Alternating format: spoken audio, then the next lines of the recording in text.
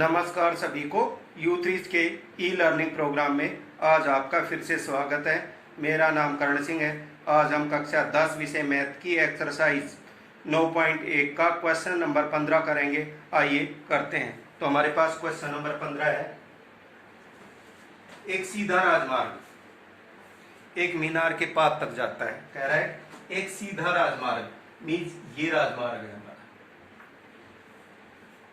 ये मीनार का पाद बिंदु है, ये मीनार है हमारी।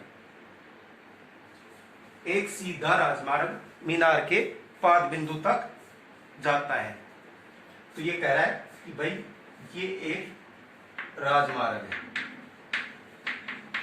जो एक मीनार के पाद बिंदु तक जाता है। तो ये हमारी है मीनार।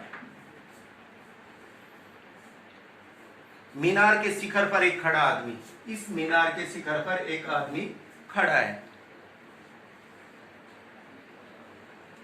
एक कार को 30 डिग्री के अवनमन कोण पर, तो अवनमन कोण क्षैतिज रेखा में बढ़ता है, तो ये कार है यहां पर, ये 30 डिग्री के कोण पर एक कार को देखता है जो कि मीनार के पाद की ओर एक समान चाल से जाती। ये कार इधर आ रही है मीनार के पाद बिंदु की तरह। 6 सेकंड के बाद, यानी यहां से जब वो चलता है और यहां आ जाता है 6 सेकंड में, तो कार के अवनमन कोण 60 डिग्री का हो जाता है। तो ये कितने डिग्री हो जाता है? 60 डिग्री हो जाता है। इस बिंदु से मीनार के पाद तक, इस बिंदु से और मीनार के पाद तक पहुंचने में लिया गया समय ज्ञात करो। हमने ये समय ज्ञात करना है। ये समय ज्ञात करना है मीन्स ये समय यहां ज्ञात करना है। तो आइए करते हैं।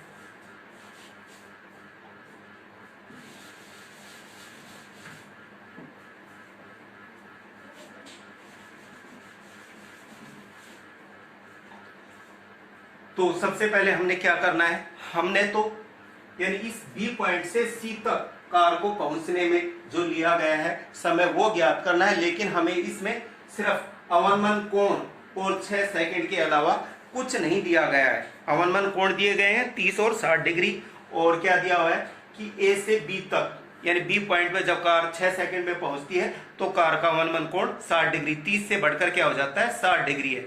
और जब वो मीनार के पाद तक पहुंचता है तो उसमें उसको जाने में कितना समय लगेगा ये ज्ञात करना है। तो हम सबसे पहले क्या करते हैं, मीनार की ऊंचाई, क्योंकि हमें दी नहीं हुई है तो हम माना मीनार की ऊंचाई को हमने सी और डी एच मीटर मान लिया।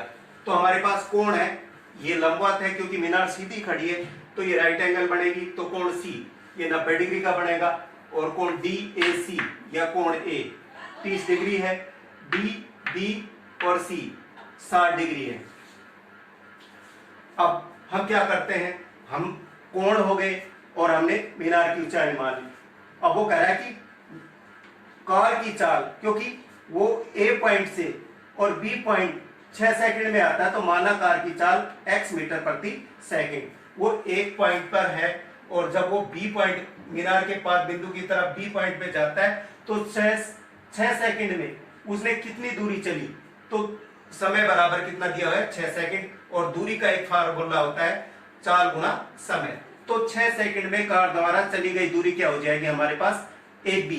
ए से बी पॉइंट पे जब वो आएगा तो कार की दूरी हो जाएगी समय चाल गुना समय। चाल हमें x दी हुई है और समय है 6 सेकंड, तो 6x मीटर आ जाएगी। इसी प्रकार वो B से C पॉइंट पे जब पहुंचता है, माना B से C तक पहुंचने में कितना समय लगेगा ये हमने ज्ञात करना है। तो ये हमने n सेकंड मान लिया। कितना मान लिया? n second. तो B से C तक दूरी क्या होगी, क्योंकि समय हमने n माना है और चाल हमारे पास x मीटर दी हुई है, तो nx मीटर, चाल गुना समय nx मीटर हो जाएगा। तो अब हमारे पास दो समकोण त्रिभुज, तो अब समकोण त्रिभुज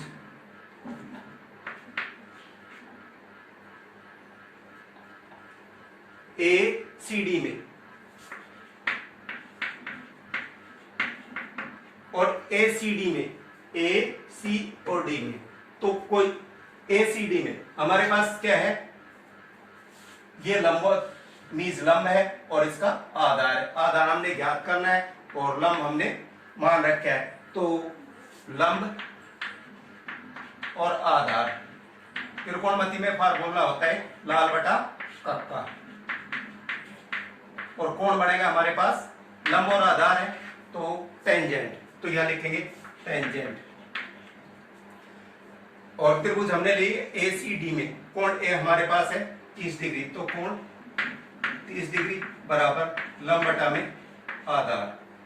लंब हमारे पास है tan 30 की वैल्यू होती है 1/√3, और लंब जो हमारे पास है सी डी और आधार है ए सी,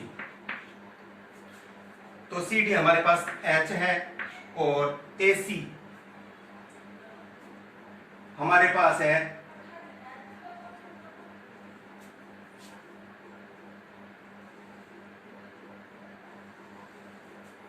ए सी हमारे पास है ए बी प्लस बी सी।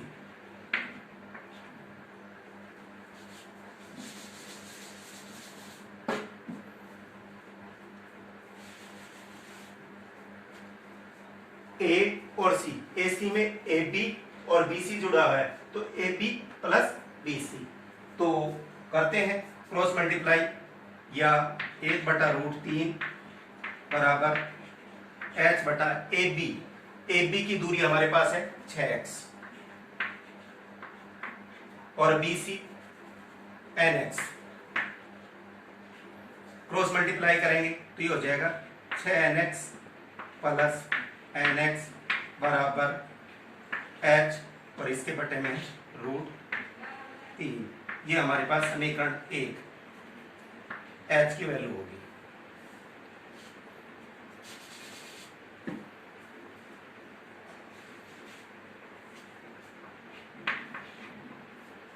अब हम इसी प्रकार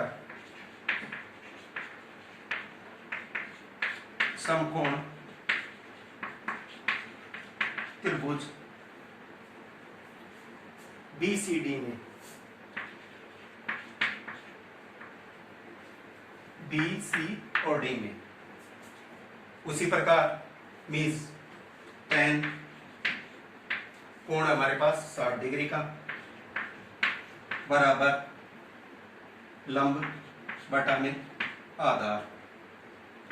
लंब हमारे पास है CD और आधार हमारे पास है BC। ये लंब है और ये आधार है। tan 60 की वैल्यू होती है √3, जो कहां से मिलेगी, त्रिकोणमिति टेबल से। तो CD हमने मान रखे हैं H और BC आपने ज्ञात कर रखा है NX।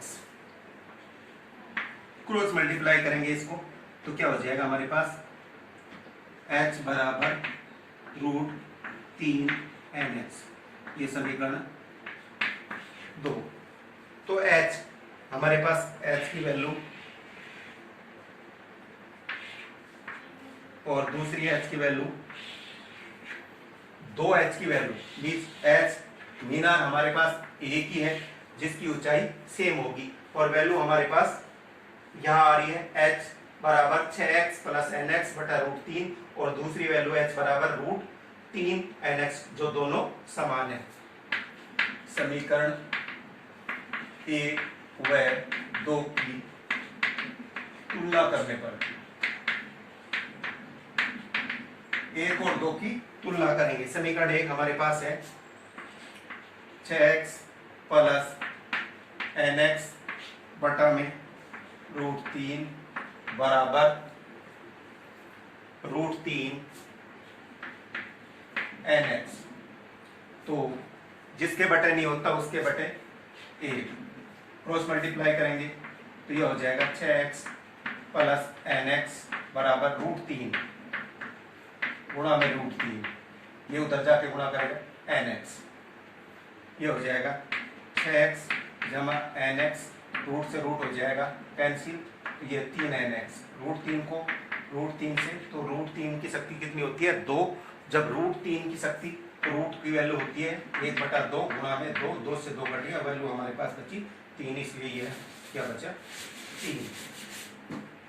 अब क्या करेंगे, nx को दूसरी तरफ ले जाएंगे तो हमारे पास हो जाएगा 3nx, ये nx उधर आया, nx बराबर 6x। 3nx में से nx घटेगा 2nx बराबर 6x, और हमने ज्ञात करना है n, तो हम क्या करेंगे, x को यहीं छोड़ देंगे 6x, और n ज्ञात करना है तो n यहीं छोड़ देंगे, और 2x को दूसरी तरफ ले जाएंगे, ये भाग हो जाए, तो ये कट जाएगा 2 दिया 6 बराबर n बराबर कितना आ गया 3 सेकंड। तो n हमने माना था, माना कार की चाल x मीटर प्रति सेकंड, और माना B से C तक पहुंचने में लिया गया समय, यानी B पॉइंट से और C पॉइंट तक पहुंचने में लिया गया समय, इसलिए कार द्वारा B से C बिंदु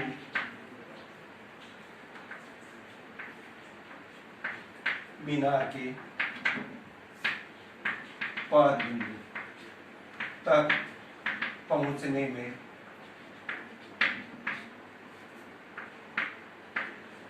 लिया गया समय बराबर n बराबर 3 सेकेंड। उत्तर। इसी के साथ हमारा एक क्वेश्चन कंप्लीट हो गया। मैं उम्मीद करता हूं कि U3 के ई लर्निंग प्रोग्राम में आपको विषय समझने में आसानी हुई होगी, और मैं आशा करता हूं कि आप इस विषय पर अपने सवाल जरूर करेंगे ताकि हम इसे अच्छे से कर पाएं। धन्यवाद।